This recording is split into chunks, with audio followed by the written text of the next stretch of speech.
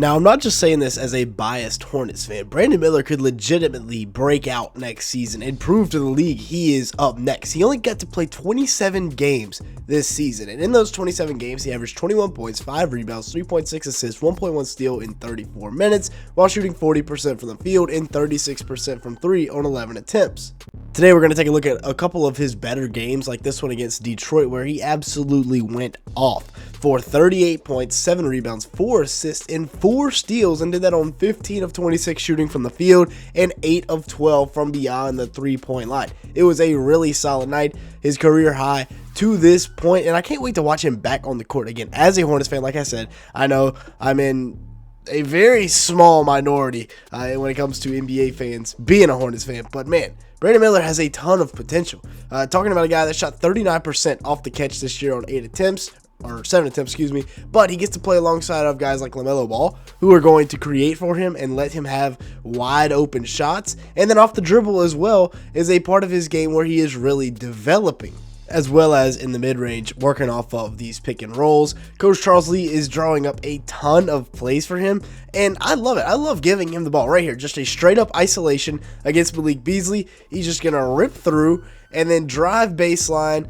It's wide open because everything else is overloaded to the other side of the floor. Fontecchio comes over and help, but it doesn't matter. Brandon Miller goes up and over for the lay-in. This time, a little bit of a flare action for the wide open 3-ball. Grant Williams is just going to sit here and set the screen on Malik Beasley, forcing Jalen Duren to be able to come up and contest, and he doesn't get there in nearly enough time. Then right here, once again, working off the pick and roll with Moussa Diabate. Brandon Miller gets right to the rim and finishes using Diabate not once but twice to set him a screen, and then attacking Isaiah Stewart downhill and getting to that nice little in-between game, which I think is very underrated. Now they're going to get him in the middle ball screen, refuses the screen, gets right downhill, and knocks down the easy floater, using him originally as a decoy, setting the screen, and then get him right there in that middle ball screen, which is so difficult to defend, not only in the NBA but also in college. Then here he is running off of a stagger, getting to his spot and knocking down the 3-ball out in transition, working as well.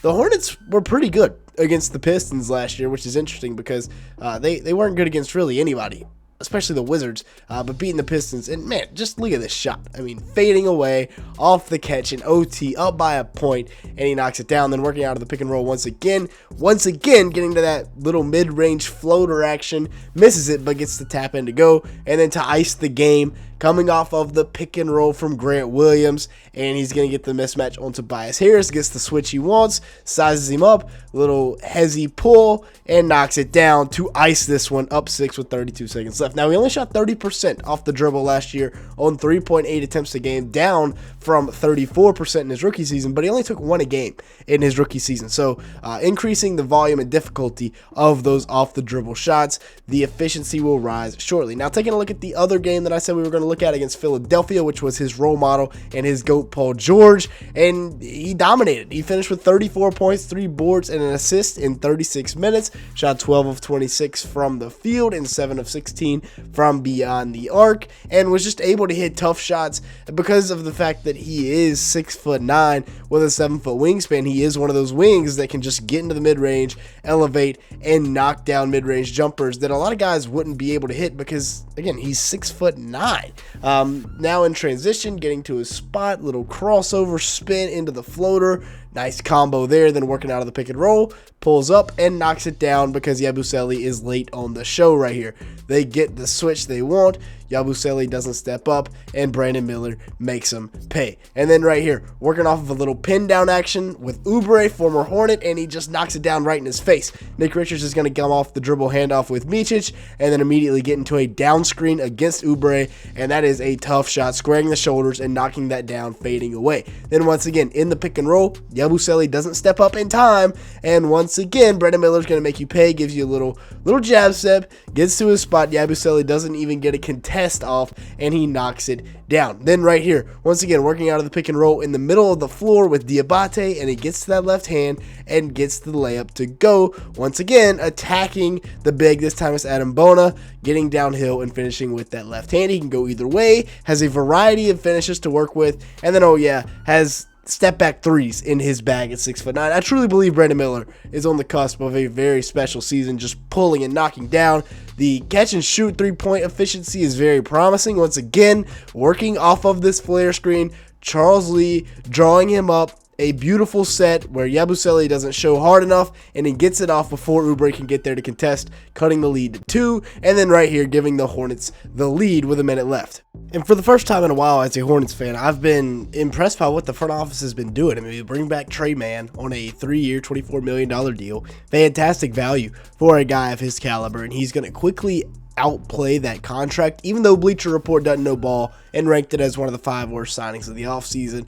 14 a game with 3 boards and 3 assists in just 24 minutes while shooting 44% from the field and 40% from 3. Yeah, I'll take that all day long on an $8 million a year contract. They also bring in Colin Sexton, who last year averaged almost 19 a game with 4 assists and 3 rebounds in 28 minutes a game, while shooting 48% from the field and 41% from 3 on 4.6 attempts a game.